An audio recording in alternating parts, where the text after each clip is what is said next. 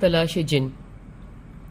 میں 2 منزلہ چھوٹے سے گھر کی ملکہ ہوں اور بہت خوش ہوں، مگر کبھی کبھی خود سے ہی کہتی ہوں کہ اب یہ گھر بڑا پڑنے لگا ہے۔ میں اوپر کی منزل میں رہتی ہوں، مجھے اوپر کی منزل میں رہنے کی کچھ 40 سال سے عادت ہے۔ میں جہاں بھی رہی اوپر کی منزل پہ ہی رہی۔ سب کہتے ہیں اب اوپر موسم زیادہ شدت اختیار کرنے لگا ہے، کم از کم گرمی میں ہی نیچے منتقل ہو جایا کرو، بجلی کی بھی بچت اور سارا گھر بھی باری باری سے آباد رہے گا۔ سچ کہتے ہیں 24 گھنٹے میں سے اگر 24 گھنٹے گرمیوں میں اے سی نہ چلے تو میری تو سانس ہی کم آنے لگتی ہے، مگر اوپر کی کھڑکی سے ہی کھلا آسمان نظر آتا ہے اور دور تک پھیلی چھتوں پہ لٹکتے بچے، ایک دوسرے کے بالوں سے جوئیں نکالتی خواتین، چھپ چھپ کے فون کرتے لڑکے، آج بھی کاغذ میں گولی بنا کے کسی دوسری چھت پہ پھینکتی لڑکیاں، نیچے کہاں نصیب ہوتی ہیں۔ اور بھی بہت سے رنگین کاروبار ہیں جو اوپر ہی ملتے ہیں چھتوں پہ۔ درختوں کے سر اور تنے گڑے زمین پہ اوپر سے ہی نظر آتے ہیں، درختوں کے دلوں میں چھپے راز اور رازدار اوپر سے ہی نظر آتے ہیں۔ ٹیرس کا دروازہ کھولو تو بجلی کی تاروں پہ چڑیوں کی بولیاں، گھر کی چھت پہ جنگلی کبوتروں کے قصے، دور کسی کھڑکی میں معصوم چڑیوں کی تاک میں بیٹھی بلی کا نظارہ، بھلا نچلی منزل میں کہاں؟ ویسے بھی نچلے گھر یا نچلی منزل کہہ لیں کو میں خود کا گھر ہی نہیں سمجھتی، بلکہ ایسے گھبراتی ہوں جیسے ملکہ سبا نے حضرت سلیمان کے محل میں پیر رکھا تو گھبرا کے لباس اٹھا لیا کہ بھیگ نہ جائے۔ نیچے کا گھر میری راہ گزر ہے، وہ بھی اس لیے کہ بھی میں اڑ کے باہر نہیں جا سکتی اور لفٹ بھی نہیں ہے کہ نیچلے منزل میں قدم رکھے بغیر نچلے منزل عبور ہو جائے اور بندہ گھر کے باہر پہنچ جائے۔ اتنا ایک دل کڑا کر کے میں نیچے جاتی ہوں کہ ذرا پرے سے دروازہ دیکھوں اور دیوار پہ لگی گھڑی کے نیچے بنے ہوئے چابی لٹکانے والے کنڈے سے چابی اتار لوں اور ایسے باہر نکلوں کہ جیسے دیوار سے پرے بہت سے آدمی کھڑے ہیں جو ادھر ہی دیکھ رہے ہیں اور ان سے میرا پردہ ہو۔ چابی اتار کے دروازہ کھولنا بھی ایک ایسا گمبھیر مرحلہ ہے جیسے کہ کسی کے کمپیوٹر کا پاس ورڈ ہیک کرنا۔ اس کی بھی ایک لمبی داستان ہے۔ کچھ سال پہلے میں گھر میں نہیں تھی تو میرے گھر میں چوری ہو گئی اور میں نے ایک دروازے پہ 3 تالے اور کنڈیاں لگوا لیے۔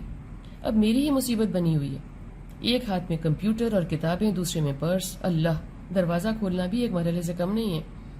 کوئی 5 منٹ لگ جاتے ہیں اس ساری ورزش میں، پہلے کیا کروں، پہلے باہر جاؤں، پہلے کہاں چیزیں رکھوں، ایک کام ہے کام، کیا کرتی، ڈر کا کوئی علاج بھی نہیں ہے۔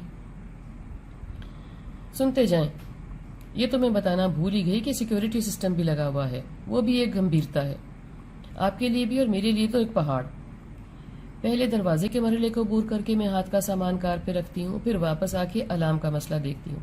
سارا گھر بند کرنے کے باوجود کوئی نہ کوئی کھڑکی کھلی یا ادھ کھلی، دروازہ کوئی کھلا یا پورا کھلا رہ ہی جاتا ہے۔ واپس سے سیڑھیاں چڑھو، سیڑھیاں چڑھنا تو مجھے ایسے لگتا ہے جیسے کہ پہاڑ کے پیروں میں کھڑی زمین میں کھڑے کھڑے کوئی پورا سر اوپر کر کے دیکھے کہ چوٹی کو دیکھوں تو ٹوپی گر جاتی ہے، چوٹی نظر نہیں آتی۔ میری کوئی 10-15 تو سیڑھیاں ہیں بس۔ آپ کو پتہ بھی تب لگے گا اگر آپ جوان نہیں ہوگے تو، کمر اور گھٹنے خراب ہوں تو پھر پوچھوں۔ اوپر آ کے کمرے پھر کے کھڑکیاں کھڑکاؤ اور نیچے جانے سے پہلے کمر سیدھی کرو، اکثر تو واپس غسل خانہ جانا پڑ جاتا ہے۔ خوب تسلی کر لی تو نیچے اترو، الارم کا کوڈ لگاؤ اور دروازہ کھولو اور جلدی سے باہر جانے کی کرو۔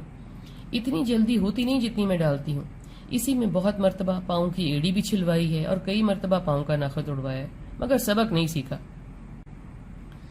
گھر واپس آنے کی بھی ملتی جلتی کہانی ہے۔ کار پارک جلدی سے کی اور کار چلاتے ہی پہلے تو راستے میں ہی چابی دروازے کی نکال کے بازو میں لٹکا لی، کار بند کی، دروازہ کھولا۔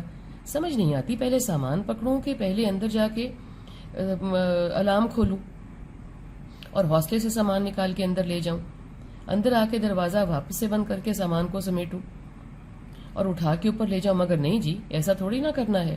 بھاجڑ کار کی چابی کنڈی پہ واپس لٹکاتے گرتے پڑتے ایسے اوپر جانا کہ کبھی ٹھوکر لگے اور کبھی کوئی کتاب یا تھیلا ہاتھ سے گر جائے۔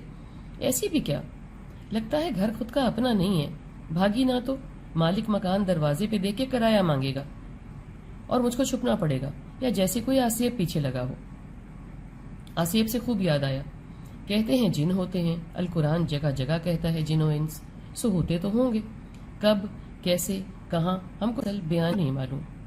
چند واقعات لوگوں کے یا چند نسل در نسل بیان کیے جانے والے قصے اور تجربات سچ یا جھوٹ ہیں؟ تو یہ بھی سنا ہے جنات کے بارے میں کہ ان کی اصل شکل صورت ہم کو نہیں معلوم، یا سایہ سا نظر آتا ہے، یا کوئی آواز بلی یا کوے، سانپ یا چوہے کی شکل میں سامنے آتے ہیں۔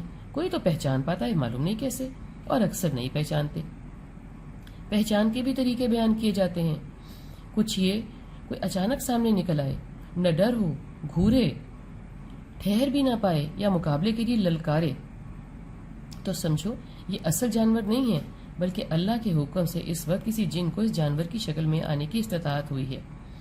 اچھے موسم میں ہر وقت، اور گرمیوں میں فجر کے بعد، صبح سویرے اور مغرب کے بعد اور پہلے مجھے ٹیرس پر جانے کی عادت ہے۔ تازہ ہوا، کھلا آسمان، چڑھتا سورج اور ڈھلتا سورج تو میرا دل اٹکا لیتا ہے، مجھے بہت پسند ہے۔ ٹیرس پہ میں جاتی ہوں، چڑیوں کے لیے باجرہ ڈالتی ہوں، مگر چڑیاں تو بیچاری کیا ہی آتی ہیں، اور باقی حضرات جو کہ کبوتر، گھگی، کوئل سب آ جاتے ہیں۔ گرمیوں میں مٹی کی کنالی میں پانی رکھتی ہوں، سو کوے بھی آ جاتے ہیں، اور یہ سب مل جل کے چڑیوں کو سکون سے کھانا نہیں کھانے دیتے، مجھے ان کو بھی بھگانا پڑتا ہے۔ ایک اور شے بھی ہے جو چڑیوں کو دیکھتے ہی رال ٹپکنے لگتی ہے، جس کی وہ ہے ہمارے محلے کی پھرتی رنگ برنگی اور ہر سائز کی بلیاں، پلی ہوئی، بے باک، مورچے لگانے والی، ہر وقت سڑکوں اور گھر ناپتی رہتی ہیں، بھلے ان کی جیب میں درزی کا فیتا دیکھ لو۔ ان کو میں اکثر کونوں میں چھت پہ دیکھوں تو دبکا لگا کے بھگاتی ہوں، معصوم چڑیوں کی خاطر۔ چھلانگ لگاتے غراتے بھی دیکھتی ہوں۔ ایک بلی ہے پیلی آنکھوں والی، چمکدار سیاہ، گھورتی ہے، ضرورت سے زیادہ نہ ڈر ہے، پر آخرکار بھاگی جاتی ہے۔ میں تو ویسے کبھی اس کو سیریس نہیں لیتی، مگر ہو سکتا ہے کبھی میں ڈر گئی ہوں اور میں نے سیریس لیا بھی ہو۔ آج دل و دماغ میں معلوم نہیں کیا گھوم رہا ہے۔ میں بہت عزم کے ساتھ کوئی 10-12 بار باہر نکلی، مگر کوئی بلی نظر نہیں آئی۔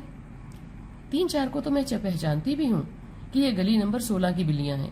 سارے محلے کی بلیاں ہر گھری میں آتی جاتی رہتی ہیں، مگر ادھر نقل آئیں تو عجیب لگتی ہیں، مگر چند نہیں، چند تو ایسے لگتی ہیں جیسے اس گلی کی پالتو ہیں۔ حد ہی ہوگی آج تو 10-12 گھنٹے میں کوئی بلی یا بلی کا بچہ آس پاس نظر ہی نہیں آیا۔ میں ٹیرس کے چکر ہی لگاتی رہ گئی کہ کوئی ایک بلی بھی نظر آ جائے تو میں غور فرماؤں کہ یہ بلی ہے یا جن کوئی روپ دھارے ہوئے ہے، دھیان لینے کے لیے یا خوف دلانے کے لیے کچھ کرے تو میں دیکھوں۔ سوچن دان لگائے سارا دن اس میں غرق ہو گیا، اور میں بلیوں کی تلاش میں کام چھوڑ چھوڑ کے باہر جا رہی تھی، اور مغرب کی اذان آ گئی۔ بس میں نے آخری چکر لگایا اور آ کے اندر دروازے کی کنڈی لگائی۔ آج کے لیے کافی ہو گیا۔ نماز ادا کر کے بیٹھی تو میں نے خود سے اکیلے میں زوردار کہکا لگایا، یہ میں کس کام پہ لگ گئی آج؟ کمال ہو گئی بھائی، سارا دن برباد کر دیا۔